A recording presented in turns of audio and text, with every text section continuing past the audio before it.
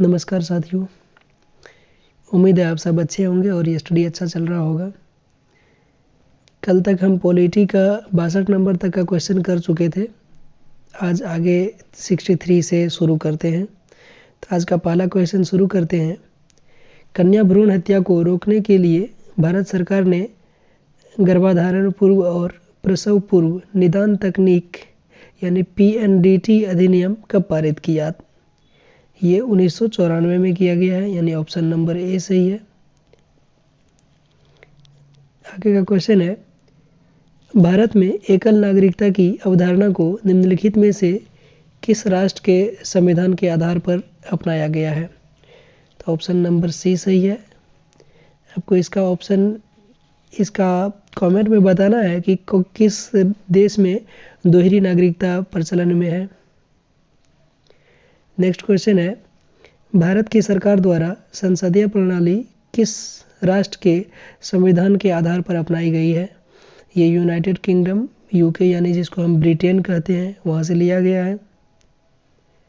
मूल कर्तव्य को रूस के संविधान से लिया गया है। अमेरिका से न्यायिक पुनर्विलोकन तथा मूल अधिकार को अपनाया गया है।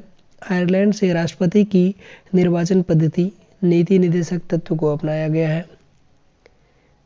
आगे का क्वेश्चन है, लोकतंत्र के संदर्भ में निम्नलिखित अवधारणाओं में से एक सही है जिसे लोकतंत्र ने सफलतापूर्वक समाप्त कर दिया है। तो इसका ऑप्शन है पहला ऑप्शन, इसके लोगों के बीच संघर्ष। ऑप्शन बी, राजनीतिक असमानता का विचार। सी, हाशिए के वर्गों के साथ कैसा व्यवहार किया जाता है उस पर मतभेद। और ऑप्शन डी है, लोगों में आर्थिक असमानता। इसका राइट आंसर है बी, यानी राजनीतिक असमानता का विचार। आगे है, किस वर्ष माता पिता और वरिष्ठ नागरिकों का संरक्षण और कल्याण अधिनियम लागू हुआ? ये 2007 में लागू हुआ है। आगे का क्वेश्चन है, निम्नलिखित में से कौन सा भारतीय राजनीतिक दल वर्ष 1885 में स्थापित सबसे पुराना दल है और जिसने कई बार विभाजन का सामना किया है? तो ये है भारतीय राष्ट्रीय कांग्रेस। 28 दिसंबर 1885 को स्थापना हुआ था और इसके संस्थापक थे A.O. ह्यूम जो कि महासचिव थे, और प्रथम अध्यक्ष इसके थे WC बनर्जी यानी व्योमेश चंद्र बनर्जी, और इसका स्थापना बम्बई में हुआ था। आगे क्वेश्चन है, भारतीय संविधान में अवशिष्ट शक्तियों का विचार किस देश के संविधान से प्रेरित है? तो अवशिष्ट शक्ति कनाडा के संविधान से प्रेरित है, यानी ऑप्शन नंबर ए इसका राइट है।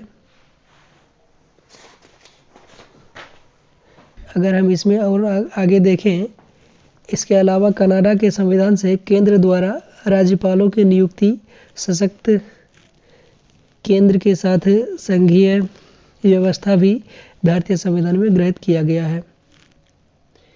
आगे का क्वेश्चन है, निम्नलिखित में से कौन सा एक संवैधानिक निकाय है?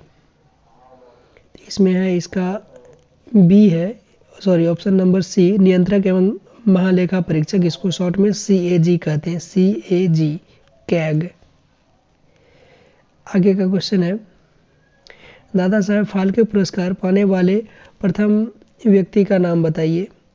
सबसे पहले देविका रानी को दिया गया है, देविका रानी रौड़िक इसको पूरा नाम कहते हैं। आगे है, नागरिकता के मूल अधिकार भारतीय संविधान के किस भाग में सम्मिलित किए गए हैं? ये भाग 4 का ए में सम्मिलित किया गया है। संविधान के भाग 3 में नागरिकों के मूल अधिकार को शामिल किया गया है। भाग 1 में संघ का नाम और राज्य क्षेत्र आता है। भाग 4 का ए में मूल कर्तव्य है और भाग 7 में पहली अनुसूची के खंड ख के राज्य हैं। आगे क्वेश्चन है, भारतीय सिविल सेवा के लिए अर्हता प्राप्त करने वाले प्रथम भारतीय का नाम बताइए। तो ये है सत्येंद्रनाथ टैगोर, यानी ऑप्शन बी सत्येंद्रनाथ टैगोर हैं। नेक्स्ट क्वेश्चन है, भारतीय संविधान में याचिकाएं और द्विसदनीय पद्धति किस देश के संविधान से प्रेरित है? तो ये यूनाइटेड किंगडम से प्रेरित है, यानी ऑप्शन डी। आयरलैंड से नीति निदेशक तत्व लिया गया है। संयुक्त राज्य अमेरिका से मूल अधिकार, उद्देशिका का विचार, न्यायिक पुनर्विलेखन और न्यायपालिका की स्वतंत्रता अंगीकृत किया गया है। आगे का क्वेश्चन है, भारतीय संविधान के किस भाग में चुनाव पर अनुच्छेद है? ये भाग 15 में इसका वर्णन है। भाग 15 के तहत अनुच्छेद 324 से 329 तक चुनाव आयोग के निर्वाचन होने से संबंधित प्रावधान उल्लिखित है। अनुच्छेद 324 के तहत निर्वाचन आयोग की व्यवस्था की गई है।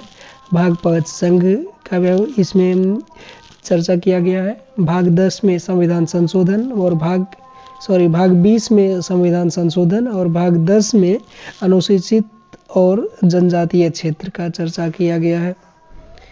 आगे का क्वेश्चन है, भारत सरकार अधिनियम 1919 23 दिसंबर 1919 से लागू हुआ। इस अधिनियम में रिपोर्ट में सिफारिश किए गए सुधारों को शामिल किया गया है, वह क्या है? इसका ऑप्शन है राइट ऑप्शन बी, यानी मॉन्टेग्यू चेम्सफोर्ड। भारत सरकार अधिनियम 1919 मॉन्टेग्यू चेम्सफोर्ड की रिपोर्ट में सिफारिश किए गए सुधारों को शामिल किया गया है। नेक्स्ट क्वेश्चन है, राष्ट्रपति एकीकरण की दिशा में कौन सा पुरस्कार दिया जाता है?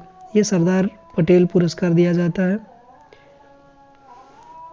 आगे का क्वेश्चन है, कौन सा संगठन सांख्यिकी आयोजन और कार्यक्रम कार्यान्वयन मंत्रालय के अधीन है? तो इसका ऑप्शन डी, यानी राष्ट्रीय प्रतिदर्श सर्वेक्षण संगठन सही आंसर है। आगे का क्वेश्चन है, ... एक औपचारिक दस्तावेज होता है जिसमें केवल भारत के उच्च न्यायालय का सर्वोच्च न्यायालय द्वारा सरकार को जारी किए गए न्यायालय के आदेश निहित है। यह रिट या परमादेश, यानी ऑप्शन सी सही है इसका। आगे का क्वेश्चन है, लोकसभा और राज्य विधानसभाओं में 1/3 सीटें किसके लिए आरक्षित किए गए हैं? तो इसका राइट आंसर है महिलाओं के लिए। ये महिलाओं के लिए किया गया है, ऑप्शन डी इसका सही है। आगे का क्वेश्चन है, इसमें केंद्र सरकार के साथ साथ राज्य सरकार के बारे में भी सरोकार परिलक्षित होते हैं वो किस में? यानी समवर्ती सूची में। समवर्ती सूची में केंद्र सरकार के साथ साथ राज्य सरकार के बारे में भी सरोकार परिलक्षित होते हैं। समवर्ती सूची का प्रावधान ऑस्ट्रेलिया के संविधान से अंगीकार किया गया है। आगे का क्वेश्चन है, भारत में कौन सा आयोग निष्पक्ष चुनाव कराने के लिए स्वायत्त निकाय उत्तरदायी है? इसका ऑप्शन बी सही है, यानी निर्वाचन आयोग। नेक्स्ट क्वेश्चन है, इंडिया मीन्स फ्रीडम नामक पुस्तक किसके द्वारा लिखी गई है? तो इंडिया मीन्स फ्रीडम के लेखक हैं मौलाना अबुल कलाम आज़ाद। तो आपको बताना है कि महात्मा गांधी के द्वारा लिखा गया पुस्तक कौन है, डॉक्टर राजेंद्र प्रसाद के द्वारा लिखा गया पुस्तक कौन है और सुभाष चंद्र बोस के द्वारा लिखा गया पुस्तक कौन है। ये टोटल हम पिछले सेशन में बता चुके हैं, तो आप लोग इसको कमेंट में बताएंगे। महात्मा गांधी के द्वारा पुस्तक एक है हिंद स्वराज, इसके आगे और दूसरा कोई पुस्तक का आप नाम बताएंगे। आगे है, निम्नलिखित में से कौन से शब्द भारत के संविधान की प्रस्तावना में शामिल नहीं है? ये धर्म का चर्चा हमारे संविधान की प्रस्तावना में नहीं है। समानता, धर्मनिरपेक्ष और समाजवादी का चर्चा किया गया है। भारतीय संविधान की प्रस्तावना में भारत को एक सार्वभौमिक, समाजवादी, पंथनिरपेक्ष, लोकतंत्रात्मक गणराज्य के रूप में घोषित किया गया है। इन चीज़ों को हम ध्यान में रखेंगे। आगे है, जनता को आंतरिक के साथ बाह्य मामलों पर निर्णय करने का सर्वोच्च अधिकार है। कोई भी बाहरी शक्ति भारत सरकार को आदेश नहीं दे सकती। यह भारत को ... बनाता है। क्या बनाता है? यह सार्वभौमिक बनाता है। ऑप्शन बी इसका सही है। आगे क्वेश्चन है, भारत किस प्रकार का एक परिसंघ है जिसमें कुछ राज्यों के पास अन्य राज्यों की तुलना में अधिक शक्तियां होती है। ये एकजुट रखने का है, यानी भारत का परिसंघ सभी को एकजुट रखता है, जिसमें कुछ राज्यों के पास एक अन्य राज्यों की तुलना में अधिक शक्तियां होती हैं। केसी व्हिटकर ने भारत को अर्धसंघात्मक राज्य कहा है। जी ऑस्टिन ने भारतीय संघवाद को सहकारी संघवाद कहा है। नेक्स्ट क्वेश्चन है, निम्न में से कौन सा अधिकार वर्ष 1978 में एक मौलिक अधिकार 1978 से एक मौलिक अधिकार नहीं है? इसका राइट आंसर है संपत्ति का अधिकार, यानी संपत्ति का अधिकार को 1978 का 44वें संविधान संशोधन 1978 के द्वारा हटा दिया गया है। इसको वहाँ से हटा करके भाग 12 के अनुच्छेद 300 का डी में सम्मिलित किया गया है। नेक्स्ट क्वेश्चन है, निम्न में से कौन सा एक नगर निगम का कार्य नहीं है? इसमें से नगर निगम का कार्य कौन नहीं है? तो यह है कानून और व्यवस्था। कानून और व्यवस्था का कार्य नगर निगम का नहीं है। इसके हिसाब से ऑप्शन ए सही है। नगर निगम के कार्य के अंतर्गत आने वाला विभाग है अस्पताल है, जलापूर्ति है, जल निकासी है, सार्वजनिक कार्य, सफाई, पार्क, क्षेत्र के जन्म और मृत्यु होने वाले शक्तियों का विवरण आदि। ये सब नगर निकाय के अंतर्गत आता है, नगर निगम के अंतर्गत आता है। नेक्स्ट क्वेश्चन है, भारतीय संविधान के अनुच्छेद 123 के तहत अध्यादेशों की घोषणा करने की शक्ति निम्नलिखित में से किसके पास होती है? ये ऑप्शन इसका डी सी सही है। ऑप्शन बी यानी भारत के राष्ट्रपति, यानी संविधान के अनुच्छेद 123 के तहत राष्ट्रपति के पास संसद के सत्र में न होने की स्थिति में अध्यादेश जारी करने की शक्ति प्राप्त है। इसका पीडीएफ आपको टेलीग्राम लिंक इसमें डाल देंगे, वहाँ पर मिल जाएगा टेलीग्राम चैनल पर। तो डिस्क्रिप्शन बॉक्स आप चेक कर लेंगे, वहाँ पर टेलीग्राम लिंक है, उसमें इसका कंप्लीट पीडीएफ मिल जाएगा। किस वर्ष नेपाल ने राजतंत्र को समाप्त कर दिया और एक लोकतांत्रिक राजतंत्र के रूप में उभरा? ये 2008 में किया गया है, यानी ऑप्शन नंबर इसका ए सही है। आगे का क्वेश्चन है, भारतीय संविधान के किस अनुच्छेद के तहत राष्ट्रपति मृत्यु दंड को क्षमा कर सकता है? यह अनुच्छेद 75 के द्वारा मृत्यु दंड को समाप्त कर सकता है। भारतीय संविधान के अनुच्छेद 72 के अनुसार राष्ट्रपति को किसी अपराध के लिए सिद्ध दोष ठहराए गए किसी व्यक्ति को दंड को क्षमा, उसका प्रविलंबन यानी मृत्यु दंड, विराम या परिहार करने की अथवा दंडादेश के निलंबन, परिहार या लघुकरण करने की शक्ति होगा। नेक्स्ट क्वेश्चन है, चुनाव के समय राजनीतिक दलों और चुनाव लड़ने वाले उम्मीदवारों द्वारा अनुपालित किए जाने वाले मानदंडों और दिशा निर्देशों का संकलन कहलाता है। वो क्या कहलाता है? तो आचार संहिता आप बहुत बार सुने होंगे अपने आसपास, यानी ऑप्शन ए इसका सही है, आचार संहिता। नेक्स्ट क्वेश्चन है, भारत में चुनाव सुधारों के संदर्भ में VVPAT में टी का क्या अभिप्राय है? इसका राइट आंसर है ए यानी ट्रेल।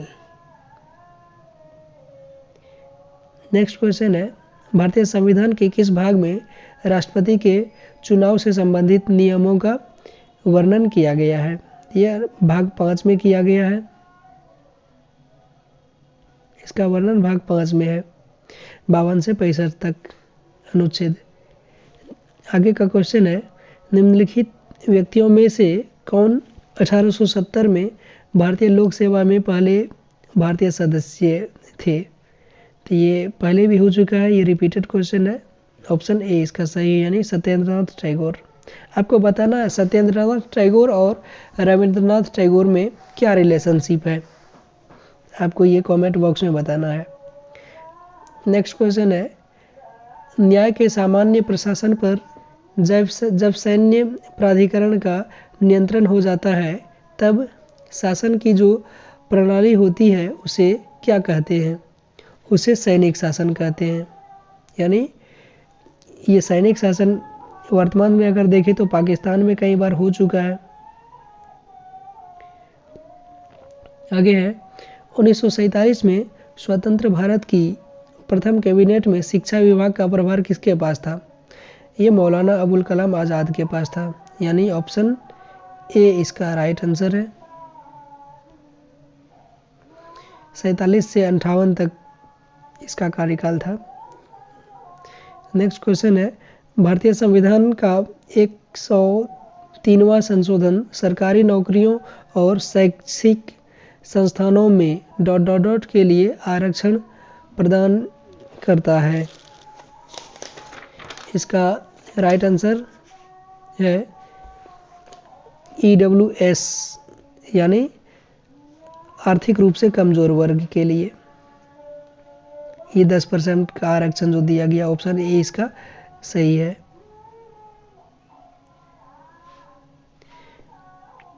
नेक्स्ट क्वेश्चन है भारतीय संविधान का 74वां संशोधन अधिनियम 1992 निम्न में से किससे संबंधित है? ये नगर पालिका से संबंधित है। Option A. यहीं पर पूछे कि 73वां संशोधन किससे संबंधित है, तो 73वां संशोधन ग्राम निवासी के लिए, मतलब ग्राम पंचायत के लिए है।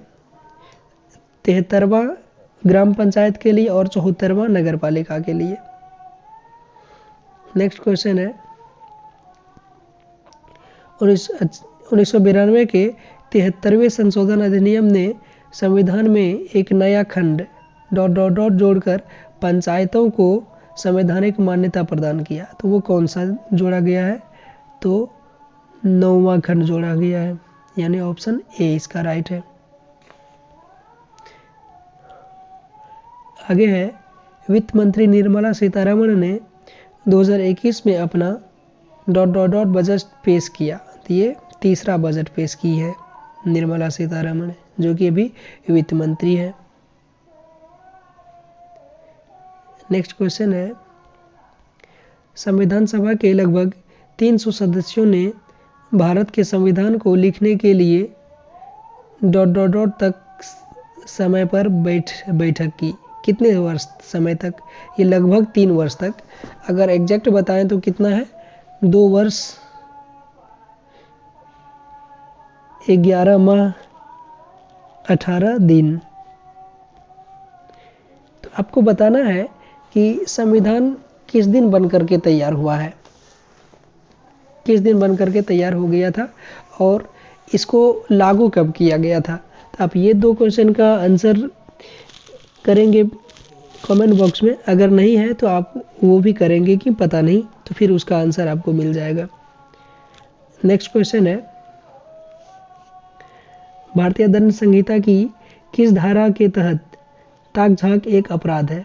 ये अनुच्छेद धारा 354C के तहत।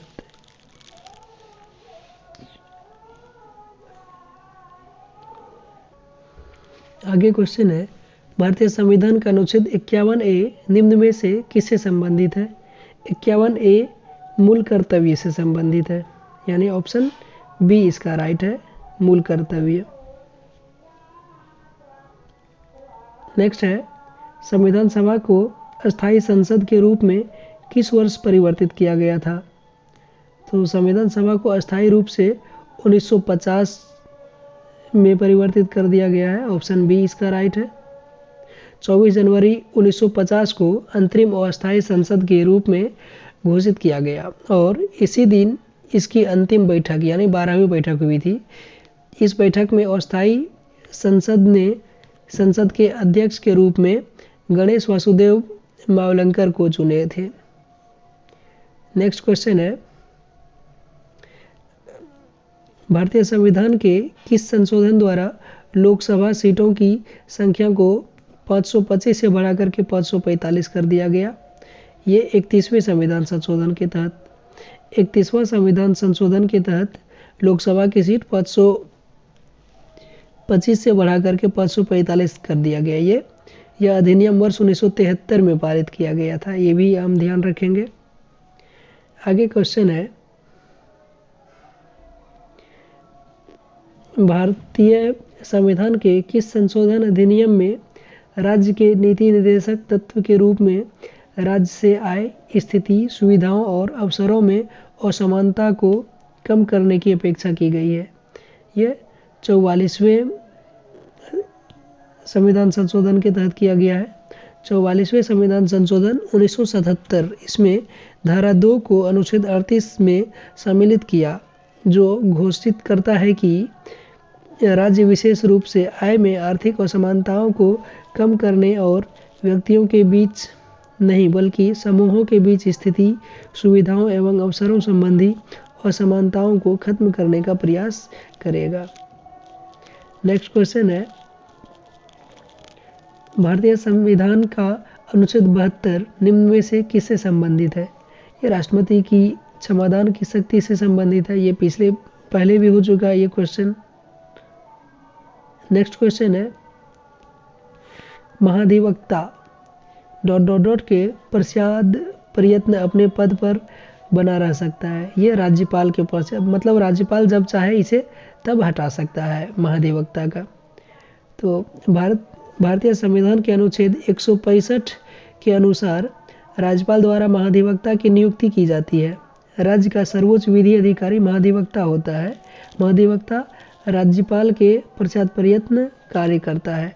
तो महाधिवक्ता होते हैं राज्य के सर्वश्रेष्ठ एडवोकेट यानी वकील। तो यहीं पर एक होते हैं भारत सरकार के पास एक महान्यायवादी होता है, जिसका कि वर्णन अनुच्छेद 76 में किया गया है। जैसे राज्य सरकार के पास, राज्य सरकार के तरफ से कोई भी अगर केस होता है तो उसका सुनवाई के लिए यानी उसे लड़ने के लिए महाधिवक्ता होते हैं, जिसका वर्णन अनुच्छेद 165 में किया गया है। उसी प्रकार केंद्र सरकार के पास भी एक वकील होते हैं, जो कि सुप्रीम कोर्ट के जज बनने की योग्यता रखते हैं, जिसे हम महान्यायवादी कहते हैं। उसका वर्णन अनुच्छेद 76 में किया गया है। तो साथ साथ हमें ये भी याद रखना है, भारतीय राष्ट्रीय कांग्रेस के पहले अधिवेशन का आयोजन तत्कालीन मुंबई में व्योमेश चंद्र बनर्जी की अध्यक्षता में कब किया गया था? ये 28 दिसंबर 1885 को किया गया था। ऑप्शन ए इसका राइट है। और इसके महासचिव थे ए.ओ. ह्यूम। आगे क्वेश्चन है, निम्नलिखित में से किस राज्य में विधानसभा निर्वाचन क्षेत्रों की संख्या सबसे अधिक है? ये उत्तर प्रदेश में है। यहाँ पर टोटल 403 है। अगर हम बिहार का बात करें तो बिहार में 243 है। आगे देखें आज का लास्ट क्वेश्चन, मूल भारतीय संविधान को हस्तलिखित किसने किया था? मतलब उस समय जो भारतीय संविधान लिखा जा रहा था वो किसके द्वारा लिखा गया था? तो वो थे प्रेम विहारी नारायण रायजादा, जो कि वर्तमान समय में भी राष्ट्रपति भवन में ये सुरक्षित रखा हुआ है। और आज का सेशन यहाँ पर समाप्त हो रहा है। यह पूरा कंप्लीट प्रीवियस ईयर का ही क्वेश्चन हम करवा रहे हैं फिलहाल।